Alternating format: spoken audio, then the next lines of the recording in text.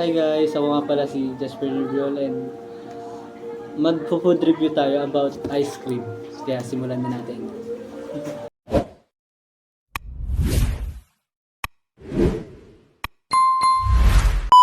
Food review tayo ngayon. At ang food review natin is ice cream. Nalagay ko na siya kanina. Kasi nag-melt na siya. Kaya hindi yan.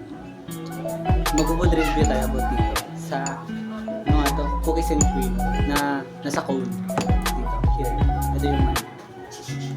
Nagtatanong kayo ng presyo nito, ano lang naman ito, 20 pesos. So, 20 pesos tapos 110 ml na siya. Sulit yung 20 pesos yun. Kaya, titaste na natin kung masarap o okay sa panlasa natin. Uy, baka sabihin nyo expert ako sa food review sa mga ganito. Hindi ako. Ano lang ako, para sa akin, parang kung ano ba yung ko sa ice cream nito. Kaya, taste na natin. First bite.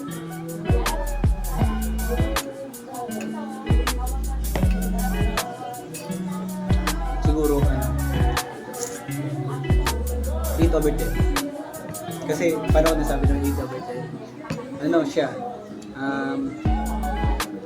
Sakto lang yung tamis niya, pero mas masarap sa akin, para sa akin, na matamis na ice cream.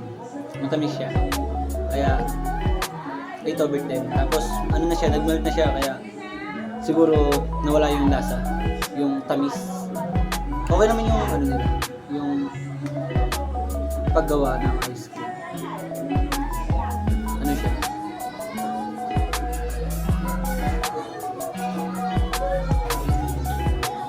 Okay siya pag matigas. Kasi nag-melt na pala.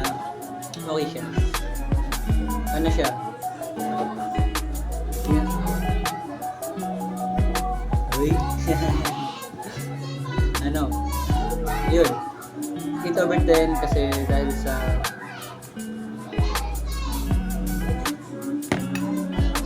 masarap din yung tinatong nilang ice cream.